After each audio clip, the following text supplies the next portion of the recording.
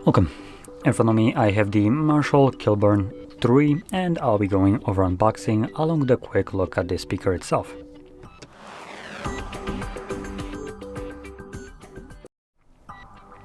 Okay, so let's just get straight into this. Now I did use the what is it? Not Kilburn, the bigger versions of this that don't have the battery. So both of them, the I think it's Wabern and Acton. There we go. Both third generation, just like this one, and those sounded amazing. Now this is a little bit of a smaller speaker compared to these two that I just mentioned. Set it to the side right here. Get some paperwork. We got something else. There we go. So let's see what we get. I presume it's a Type-C cable for charging, most likely. And yep, I'm right. Both ends are actually Type-C, surprisingly enough. And they're Marshall branded. So if I can get the light to hit correctly, there we go. You can see this pattern, and there is a logo on the side which is barely visible because of the camera settings. But anyway, that's one thing. And in here we get, come on, there we go. So we get some Marshall manuals and legal and safety. Okay, cool. I always love to see something that is legal, with any kind of word legal in a speaker, of all things. Anyway,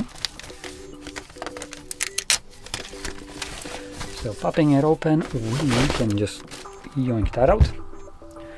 We have a nice little strap right here. This is a cool little addition which the Wabern and Acton do not have, just like they don't have the battery. So I do have to say I do like this. One of the things that I kind of found weird with specifically the Wabern, which was the biggest of them all, is that you couldn't just kind of like pick it up easily and carry it like you can right here, because it didn't come with this strap. And like I said, same thing goes for the Acton, but both of them were wired, so presumably you wouldn't need to move them around as often, as they always needed to be plugged into some kind of power source. Well, that being said, let's... I'm a bit disappointed already. One of the things that I really liked with the third generation of the wired ones was the fact that this switch was kind of just a switch. So you'd flip it down and it stayed down, which meant that, for instance, when you're connecting your phone to it and you leave and come back, you can just go to your Bluetooth, click on the speaker, and it automatically reconnects. But this one will just actively turn off after a specific amount of time where it detects that nothing is connected to it, which just makes it a little bit annoying. Anyway, let's just pair it. Actually, I get the pop-up right here, so I can just do connect.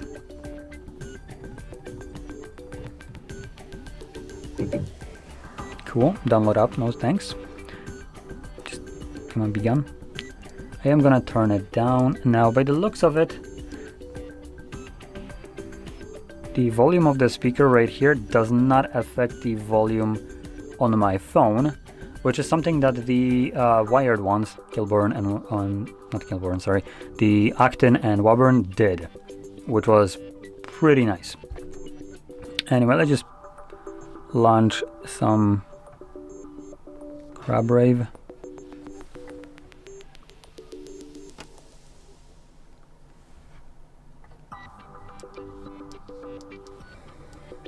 Okay, so it's playing right now. Let's just skip it.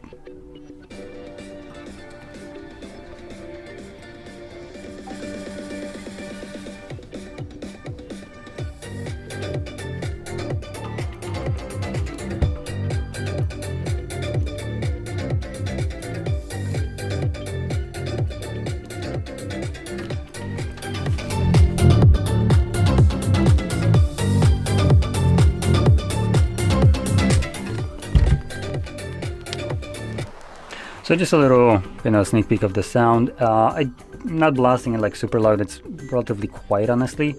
And when it comes down to the wired speakers, which I did kind of already notice, the wired speakers are much kind of more toned down. Something about the wired ones where just the bass in there is so, let's call it, defined. Here it just feels like a normal speaker. Nothing really stands out about it, to be completely honest. And we do have at the back our auxiliary port, so you can actually plug a cable in. We have the port right here, as this is a ported speaker. We have the Type-C for charging, and at the top we have some I/O. So we have the volume, bass, treble, our battery indicator, and then we have the, what I presume the first one is the auxiliary, second one is Bluetooth, and then we have the little knob for the navigation. So we can basically skip forward, skip back, and play and pause. And that's about it. Now, just kind of show it from the front. So I didn't really do that. So it looks like at the front. Now, on camera, this looks kind of silver. In reality, it has this more of a copper look to it. Not fully copper, this is plastic. So, but it does try to kind of imitate copper with the color, which for some reason the camera isn't picking up too well, I would say. Now, at the bottom, we have just our, by the looks of it, battery right here. So you can unscrew this and replace battery. Some rubber feet, and a whole heck of a lot of screws all around. Then the sides, nothing really special right here. We just have the strap with this little copper, or maybe not copper, but just metal little nubbits to hold the strap. Same thing on the other side. And yeah, that's about it. So anyway, if you found this video helpful, don't forget to hit like, subscribe, and thanks for watching.